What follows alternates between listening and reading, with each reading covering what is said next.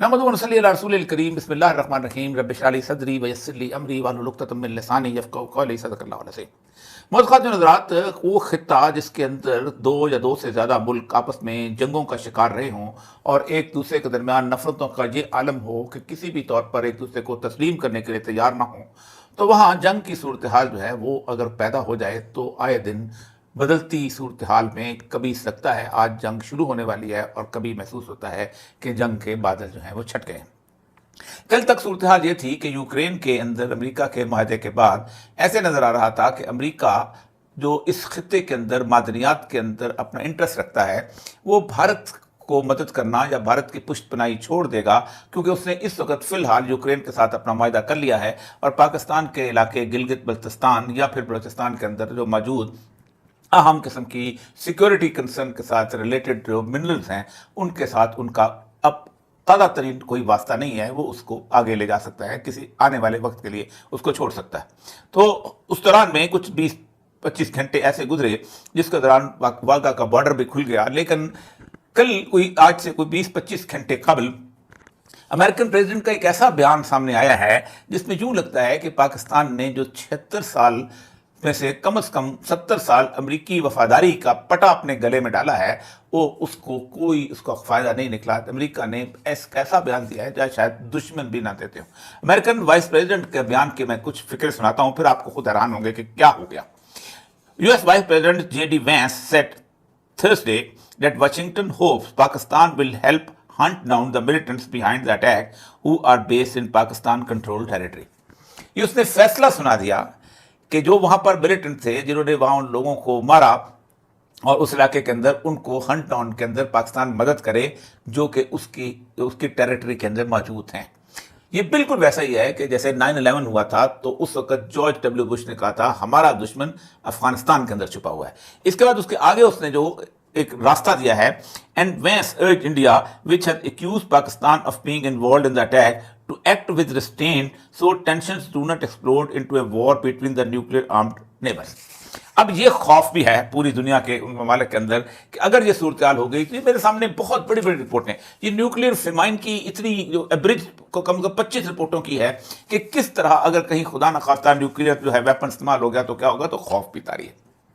लेकिन किसी न किसी तौर पर ये जंग क्यों करना चाहता है अमेरिका जंग असल में इसलिए करना चाहता है कि इस वक्त चीन की कंटेनमेंट उनका सबसे बड़ा मकसद है और चीन की कंटेनमेंट जो है वो फौजी लिहाज से नहीं करना चाहते, सामने नहीं आना चाहते, वो उसको माशी तौर पर तबाह बर्बाद करने के मूड में हैं। यही वजह है कि ये जो यूक्रेन के साथ मायदा हुआ है उसमें यही है कि चीन चूंकि इस वक्त तो तमाम मिनरल्स जितनी भी मिलती हैं दुनिया के अंदर और जिनके अंदर वो सारे के सारे अहम तरीन जो बैटरीज में इस्तेमाल होती हैं, जो कंप्यूटर्स में इस्तेमाल होती हैं, जो ड्रोन्स के अंदर इस्तेमाल होती हैं, उनका मेजर जो है एक्सपोर्टर है वो चीन है। तो सोचा जा रहा है कि उसको एक दफ़ा पीछे कर दिया जाए। दूसरा यह है कि चीन को कहीं ना कहीं किसी तौर पर जंग के ऐसे बादल में इन्वॉल्व किया जाए कि उसकी तरक्की रुक जाए। आज से तकरीबन कोई 16 साल पहले रैंड कॉर्पोरेशन ने एक रिपोर्ट जबरदस्त बनाई थी और वो रिपोर्ट आई थी 2008 के उस क्राइसिस के तहत, जो उसमें वॉल स्ट्रीट जो था वो डैमेज हो गया था। तो वॉल स्ट्रीट जो था उसने अमेरिका से उस वक्त के प्रेसिडेंट से मांगे थे कि हमें तकरीबन $700 बिलियन दिया जाए ताकि हम सर्वाइव कर दें। आप अंदाजा करें कि पूरा सूदी निज़ाम धड़ाम से गिर गया था। आपको याद होगा कि दुबई के अंदर सिर्फ $5 अरब पाकिस्तानियों के डूबे थे और लोग गाड़ियों में चाबियां रख के एयरपोर्ट से भाग गए थे। सिर्फ एक बैंक ने अपने 70,000 मुलाजमीन को फारग किया था। ये वो ज़माना था कि जब यूरोप के अंदर इंटरेस्ट सिस्टम जो था वो ऐसा डूबा था कि 1% के ऊपर सिर्फ सर्विस चार्जेस रह गए थे और सूद का निज़ाम ऑलमोस्ट खत्म हो गया था, आज तक नहीं संभल सका। तो उस वक्त रैंड कॉर्पोरेशन ने एक रिपोर्ट सबमिट करवाई थी कि अमेरिका को अगर आगे बढ़ना है, आगे जाके अपने इकोनॉमी को ठीक करना है, तो आप 700 के बजाय $1400 अरब भी दे दें वॉल स्ट्रीट को, ये कभी संभल नहीं सकती, क्योंकि ये एक बबल्स के ऊपर खड़ी है। आज प्रॉपर्टी का बबल्स खत्म हुआ है तो कल कोई और बबल फूटेगा तो फिर तबाह बर्बाद हो जाएगी। तो वी नीड 2 मेजर वॉर्स, कम से कम। उसके लिए उन्होंने कहा था कि 2 मेजर वॉर के लिए वो इकोनॉमीज चाहिए कि जो मजबूत हैं, तो दूध देने वाले भैंसे हैं कि जिनको बाकायदा बीच में लाया गया, यानी जो the one economies who can afford the war. तो उसका रिपोर्ट के अंदर कहा गया था कि 3 ऐसी इकोनॉमीज हैं कि जिस इकोनॉमीज के अंदर ये सख्त है कि वो जंग लड़ सकती हैं। एक इंडिया की इकोनॉमी है, फ्लरिशिंग है, कैपेबल इनफ है, हथियार खरीद सकती है, लोग वहाँ पर मौजूद हैं कि जो आगे किसी न किसी तौर पर चर्चा कर सकते हैं। फिर इंडिया और पाकिस्तान की हॉस्टिलिटी, मुसलमान हिंदू की हॉस्टिलिटी मौजूद है। दूसरा उन्होंने कहा था कि चाइनीज़ इकोनॉमी के बारे में इस रिपोर्ट ने कहा था कि चाइना के अंदर भी ये एबिलिटी है, और उसके अंदर सबसे अहम तरीन बात उन्होंने कही थी कि उसके अंदर ये जो शिनजियांग का इलाका है, जो मुस्लिम पॉपुलेशन का इलाका है, और वो भी ऐसा है कि उसके अंदर एक जंग की कैफियत पैदा की जा सकती है, और अगर बॉर्डर के साथ डिस्टर्बेंस हो तो वो चीन उसमें लग जाएगा और वो ब्लीड करेगा। रशिया के बारे में भी एक रिपोर्ट उसमें दी गई थी कि रशिया की 47% आर्मी जो है वो मुसलमान है, तो वहाँ तातारिस्तान का और चेचनिया का जो है वो मामला जो उसको उठाया जाए। यही वजह है कि उस वक्त दो उन्होंने एपिसेंटर्स थे बनाए थे कि पाकिस्तान जो थे इसकी स्टैब्लिशमेंट जो है इस सारे की सारे सिनेरियो को देखेगी, और मैन पावर जो थे वो अफगानिस्तान से आएगी, और वो फिर इस तरह प्रॉक्सी वॉर्स की सूरत चलाएंगे। लेकिन वो आहिस्ता आहिस्ता आहिस्ता चीज़ें बदलती चली गई। अफगानिस्तान के अंदर रूल आ गया तालिबान का, अमेरिका के वो प्लान्स खत्म हो गए, अमेरिका का ये प्लान भी खत्म हो गया कि तालिबान को वहाँ पर जो ट्रेंड 4 लाख फौज है वो तालिबान के साथ लड़ती रहेगी और पूरे का पूरा अफगानिस्तान डिस्टर्ब रहेगा। वो 4 दिन के अंदर वो ख्वाब भी टूट गया। फिर पाकिस्तान से एक और तरह से अफगानिस्तान के ऊपर हमलावर होने की कोशिश की गई कि यहाँ से मिलिटेंट्स आते हैं, तो यहाँ पर तालिबान आते हैं, तो टीटीपी, तो एक अजीब गरीब कन्फ्यूजन, लेकिन वो भी काम नहीं चल सका। रिसेंटली अमेरिकन इंटरेस्ट और हिंदुस्तान के अंदर जो मोदी गवर्नमेंट है उसका इंटरेस्ट जो है वो आपस के अंदर किसी न किसी तौर पर मिल गया। बीजेपी की गवर्नमेंट इस वक्त मुकम्मल तौर पर यह समझ रही है कि गुज़श्ता इलेक्शंस में उनका जो जनाजा निकला है और जिस तरह उनके आहिस्ता आहिस्ता फेड आउट हो रहे हैं, हो सकता है उनका हाल बिल्कुल वैसे हो जाए जैसे गुज़श्ता 20 साल के अंदर कांग्रेस का हुआ था। मुश्किल तमाम एक मनमोहन सिंह की गवर्नमेंट बीच में आ सकी थी, वरना वो मुकम्मल तौर पर उनका हालत ये हो गई थी कि वो सिर्फ बीजेपी ही जीतते थी। लेकिन इस दफ़ा उनकी यहाँ वो बुनियादी तौर पर रियासतें जिन्होंने जो कि पूरे उस सगीर पाक पे भी शुरू असरअंदाज होते नहीं, आज भी, यानी यूपी के अंदर वो इलाका है यूपी का कि जो इसके बारे में कहा जाता है कि वो गवर्न करता है, ब्यूरोक्रेसी भी वहीं से आती है, पॉलिटिकल लीडरशिप भी वहीं आती है। मैं बॉम्बे में 2007 में था, तो एक नफरत की एक लहर बड़ी जबरदस्त हुई थी। वो कहते कि यूपी के लोगों को यहाँ लोग घर किराए पे नहीं देते, ये लोग हैं जिन्होंने पूरे इंडिया पे कब्जा किया हुआ है। तो यूपी की जो उनकी जो सीट हारने के बाद, यानी उनकी रियासत हारने के बाद, योगी आदित्यनाथ की हुकूमत खत्म होने के बाद उनको खतरा था कि बिहार और बंगाल की तो ट्रेडिशन वैसे ही कम्युनिस्ट उसकी, तो मोदी के लिए एक बहुत जरूरी था इस किस्म। यही वजह है कि 2019 से लेके पुलवामा से लेके अब तक 6 साल हो गए, कोई टेररिस्ट अटैक नहीं हुआ। कश्मीर नॉर्मल है, कश्मीर के अंदर कोई ऐसी सूरत है। पिछले दिनों मैं एक बंदे को देख रहा था, वो जो इंडियन जर्नलिस्ट था, वो वहां पर गया था और उसने जाके पूछा कि आप किसका साथ, वो बड़ा तैयार होकर गया था, पाकिस्तान के साथ क्या किया। उसने कहा पहले ये तो देखो ये जो लोग हैं इनको मारे, इनका मुजरिम कौन, इन मुजरिमों को तो बताओ, तुम्हारा सीटीडी वहां, तुम्हारा FBI वहां, तुम्हारा फलाना वहां, तुम्हारा एक जगह पर। और वो कहता था कि मैं अगर जाऊं तो 12 जगह मुझे अपना शनाख्ती कार्ड दिखाना पड़ता है, तलाशी लेनी पड़ती है, तब जाके पहलगाम पहुंचता हूं। मैं जहां का रहने वाला लोगों हूं, ये लोग जो मारने वाले कहां से आ गए। तो एक ऐसा नैरेटिव जो था वो बनाया गया था कि हम इसकी बुनियाद के आगे खड़े हो जाएं। लेकिन जब वो नैरेटिव ना बने तो फिर एक रास्ता यही रह जाता है कि टेररिस्ट अटैक के मुकाबले में हम पाकिस्तान को ब्लेम पे करा के एक माइनर सी जंग के अंदर आ जाएं। लेकिन जंग कभी माइनर नहीं रहा करती। अब ये सूरत हाल, इसके बाद आज सुबह पाकिस्तान की तरफ से जो अहम तरीन बात हुई है वो ये हुई है कि पाकिस्तान ने एक अब्दाली जो है मिसाइल उसका अपना अटैक किया। और ये इसकी मैं रेंज पढ़ रहा था, मैं हैरान कुन है, ये इंडिया के तकरीबन हर शहर को अटैक कर सकता है ये जो मिसाइल है। और इस मिसाइल की जो खूबी है वो ये है कि इसका बैक वक्त 8 न्यूक्लियर वॉरहेड कैरी कर सकता है। तो इसका डिफरेंट डायरेक्शंस के अंदर इसको मुख्तलिफ अहदाफ पे दिया जा सकता है। तो इसका सामने आना ये भी एक वार को एस्केलेट करने की सूरत हाल हो सकती है। अब इस वक्त हम कहाँ खड़े हैं पाकिस्तान की, मैं अभी इस वक्त आपको उनकी सागदार साहब की उसकी ब्रीफिंग का एक फिक्र सुनाता हूँ। एक साफ़ी ने पूछा कि ये जो जंग हो रही है, इतनी ज़्यादा खौफनाक पिक्चर जो पेश की जा रही है, उसमें हमारे वज़ीर आज़म कहाँ हैं। सर गुज़िश्ता 1-1.5 हफ्ते से सारी सिचुएशन चल रही है। मैं आपसे ये पूछना चाहूँगा कि हमारे प्राइम मिनिस्टर मियां शहबाज शरीफ साहब कहाँ हैं? वो कहीं हमें फ्रंट पे नज़र नहीं आ रहे। वो कौम के लीडर हैं, वज़ीर आज़म हैं। मेरी आंखों के सामने 2 जंगें हैं, मैंने बहुत करीब से उनको बहुत अच्छी तरह देखी। 1965 की जो जंग है उस वक्त मैं तकरीबन 9.5 साल का था, और 9.5 साल के बच्चे को बहुत होश होती है।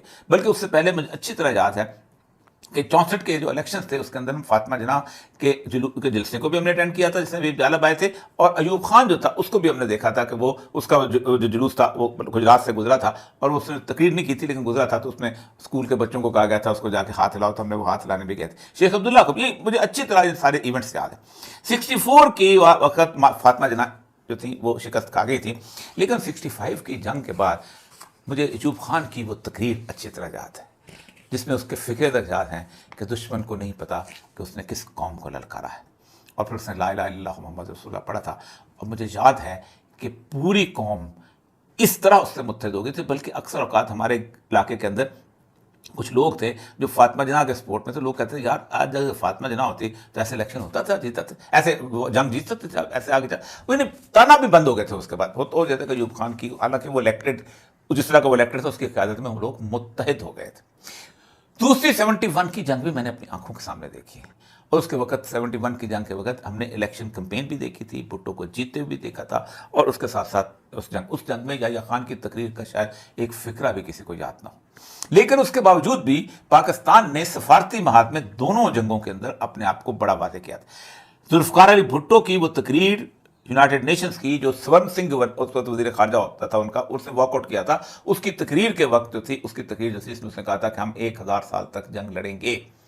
یہ مجھے یاد ہے کہ ہر ٹرک کے پیچھے بھٹو کی تصویر کے ساتھ یہ فکر لگا تھا کہ ہم 1000 سال تک جنگ لڑیں. اور جو لوگ جو کہتے ہیں کہ بھٹو جو تھا یہ روٹی اور کپڑے مکان پہ جیتا تھا, نہیں, 1000 سال تک جنگ کے کنارے پہ جیتا تھا. دوسری جو تھی وہ 71 میں بھی آپ اندازہ کریں کہ 71 میں 16 دسمبر کو ہوا ہے, ڈیبیکل ہوا ہے. 9 دسمبر کو یحییٰ خان مجبور ہو گیا تھا اور اس نے ایک سیاسی گورنمنٹ بنائی تھی اور نور الامین جو تھے ان کو اس نے وزیر اعظم بنایا تھا, بھٹو کو نائب وزیر اعظم اور ساتھ وزیر خارجہ بنا کے اقوام متحدہ بھیجا تھا, جس کے بارے میں کہا جاتا ہے کہ پولینڈ کے قرارداد سے جو نے پھاڑ دی تھی. لیکن اس کے باوجود بھی تقریر کی جذباتیت جو تھی آج بھی آپ کو نظر آئے گی. Legalise aggression, I am going back to my country, I am going to fight. تو اس نے بڑی بزار تقریر کی تھی. لیکن آج جب یہ میں سنتا ہوں تو میں سوچتا ہوں کہ یوں لگتا ہے کہ پاکستان کو اس وقت اس محاذ کے اندر ایک لیڈر لیس کی صورتحال ہے. شہباز شریف نظر نہیں آ رہے, نواز شریف کا کوئی بیان نہیں ہے, ان کی جو بیٹی محترمہ ہے ان کا کچھ سمجھ نہیں آ رہی کیا ہے. تو قومیں جو ہیں وہ یہی وجہ ہے کہ 71 کے اندر لوگوں نے اپنے ریپرزینٹیٹیو کو جتوایا ہوا تھا. شیخ مجیب کو وہاں جتوایا ہوا تھا, بھٹو کو یہاں جتوایا ہوا تھا, اور لوگوں کو اندازہ تھا کہ یہ لوگ آگے آئیں گے. اس لیے وہ فضا نہیں بن سکی, یہاں تک کہ نہ مشرقی پاکستان میں بن سکی اور نہ مغربی پاکستان میں بن سکی. ہمیں اچھی طرح یاد ہے کہ وہ لوگ سول ڈیفنس کے وہ سارے کے سارے ضابطوں کے بھی خلاف بڑے آرام سے اس کو لیتے. مجھے 71 میں ایک دفعہ لاہور ایک بارات میں چھوٹی سے آیا تھا اور لاہور کے اوپر انڈیا کے پلین جو تھے وہ آئے ہوئے تھے, انہوں نے چاروں طرف سے بمباری کی ہوئی تھی, لوگ چھپتے پھر رہے تھے, کوئی بھی انرجیٹک نہیں تھا. وہ کیفیت نہیں تھی جب لاہور کے اس کے اوپر آسمانوں کے اوپر انڈیا اور اس کے 2 جہاز جو تھے آپس پاکستان کے جہاز ٹکرائے تھے اور پورا لاہور شہر چھتوں پہ آ کے اس کو دیکھنے لگ گیا تھا کہ یہ کیسے جو ہوگا. پھر انڈیا کا سیارہ گرایا گیا تھا. وہ کیفیت نہیں تھی. کیوں؟ وجہ یہ تھی کہ ایک لیڈرشپ کا فقدان تھا. اس وقت پاکستان کو ہونا تو یہ چاہیے تھا کہ شہباز شریف کی جگہ یا نواز شریف کی جگہ یا کوئی اور بھی ہو, کوئی اور شخص ہوتا تو اس وقت پوری دنیا کے تمام اس پہ سفارت خانوں کے ملکوں کے دورے پہ نکل چکا ہوتا. اقوام متحدہ کی اس کے اوپر جو ہے اس نے دراز کھڑکڑایا ہوتا. ہم پہ کس لیے الزام لگایا جاتا؟ 400 کلومیٹر اندر کوئی ایسی کیفیت جو ہے وہ نہیں تھی کہ جس کو ایکسپلائٹ نہیں کیا جا سکتا. کچھ عرصہ پہلے جعفر ایکسپریس ہمارے ہاں ہو چکا, ہم نے اس کے بھی کچھ نہیں کیا. تو پاکستان کی اس ساری سچویشن کے اندر مجھے لگتا یہ ہے کہ وہ جو سوال اس نے پوچھا ہے کہ آپ آل پارٹی کانفرنس کیوں نہیں بلاتے, آپ کو اس قوم کو متحد کرنا پڑے گا. اس کی وجہ یہ ہے کہ جنگ تو اب لگتا ہے کسی نہ کسی طور پر آئے گی. اور میں پہلے بھی آپ سے کہہ چکا ہوں کہ اس وقت پاکستان کے لیے جنگ کیوں ضروری ہو چکی ہوئی ہے. روحانی طور پہ بھی ضروری ہو چکی ہوئی ہے اور احادیث کے مطابق بھی اندازہ ہوتا ہے کہ ضروری ہو چکی ہوئی ہے. کیونکہ اس خطے سے اگر کسی شخص نے جا کے کسی لشکر کو لیڈ کرنا ہے جو کہ وہاں پر جا کے ویلیا میں لڑے گا, تو اس کو اپنے اس نظریاتی حریف سے مقابلہ کر کے اپنے آپ کو دوبارہ زندہ ضرور کرنا ہے. میں نے پہلے بھی قرآن پاک کی وہ آیت آپ کے سامنے رکھی ہے جس میں اللہ تعالیٰ فرماتے ہیں کہ تمہارے صرف 2 دشمن ہیں, وَلَتَجِدَنَّ أَشَدَّ النَّاسِ عَدَاوَةً والی جو آیت ہے کہ ایک ہندو اور ایک اس کے بعد جو ہے مشرک, کھلا شرک کرنے والے. اب ایک طرف جنگ لگی ہوئی ہے اور دوسری طرف جنگ کی ایک پریپریشنز ہیں. تو اب اس کیفیت کے اندر اندازہ یہی ہوتا ہے کہ شاید ایک دنوں کے اندر یہ وار جو ہے آگے چل پڑے. اس کے حساب سے میں دیکھ چکا ہوں, اب بتا بھی چکا ہوں, آپ لوگوں کو بتا چکا ہوں کہ چائنا کس طرح مدد کرے گا, ہم کس طرح اس کے اندر انوالو ہوں گے, کیسی کیفیت ہے. لیکن جنگ جو ہے وہ بہت خوفناک چیز ہے, بری چیز ہے. یہ بڑھتی ہے تو پھر کچھ پتہ نہیں چلتا کہ کیا ہو سکتا ہے. جو اس کا مشورہ اس کا یہی ہے, ان کا جو پریزیڈنٹ صاحب کا ہے اور جو انہوں نے کیا ہے, جو ہماری 75 سال کی وفاؤں پہ پانی پھیرا ہے امریکن پریزیڈنٹ نے, وہ یہی ہے کہ تم اس کو آگے نہ بڑھاؤ. یعنی آپ یہ کریں کہ یا تو کنٹرول لائن پہ لڑتے رہو یا ورکنگ باؤنڈری یہ ہے کہ جو کشمیر کا علاقہ پاکستان کے ساتھ لگتا ہے جن میں گجرات کا ضلع آتا ہے یا اس کے بعد سیالکوٹ کا ضلع آتا ہے، یہ دونوں جو ہیں ورکنگ باؤنڈری میں آتے ہیں. تو یہاں آپ ایسکیلیٹ کر لو، اور کر بھی رہے ہیں وہ لوگ، تاکہ اس کو انٹرنیشنل ایشوز بننے سے بچایا جا سکے اور تاکہ ہم کسی طور پر اس پہ خود آگے بڑھ سکیں. یہ ہے اس وقت کی کیفیت. آج کی رات گزرے یا کل کی رات گزرے، چیزیں خوفناک تصادم کی طرف بڑھ رہی ہیں، اور خوفناک تصادم چھوٹا نہیں ہوا کرتا. ایسے میں ایک قیادت کی ضرورت ہوتی ہے. دوسری جنگ عظیم میں اگر جرمنی کو ہٹلر نہ ملتا تو شاید جرمن اس حد تک آگے بڑھ کے اپنی جنگ نہ لڑ سکتے. برطانیہ کو چرچل نہ ملتا تو شاید برطانیہ آگے بڑھ کے جنگ نہ لڑ سکتے. روس کو اسٹالن نہ ملتا تو شاید وہ نہ آگے بڑھ سکتے. اسی طرح امریکہ کے بارے میں کہا جاتا ہے کہ ٹرومین کی لیڈرشپ جو تھی وہ جنگ جتانے میں کامیاب ہوئی. اگر ہم پاکستان کے اندر تمام سیاسی پارٹیوں کی ایک مشترکہ صورتحال کے تحت کسی لیڈرشپ کو آگے نہ لا سکے تو پھر یہ قوم متحد نہیں ہو سکی. اور اگر قوم متحد نہ ہو سکی تو جنگ جیتنا بہت مشکل کام ہے. ہم نے 71 کی جنگ اسی لیے ہاری تھی کہ ہم متحد نہیں تھے. ہمارا ایک لیڈر منتخب وزیر اعظم جیل میں تھا اور دوسرا منتخب اس علاقے کا بعد میں بننے والا وزیر اعظم سوچتا پھر رہا تھا کہ میں کیسے اقتدار میں ہوں. واخر دعوانا الحمد للہ رب العالمین.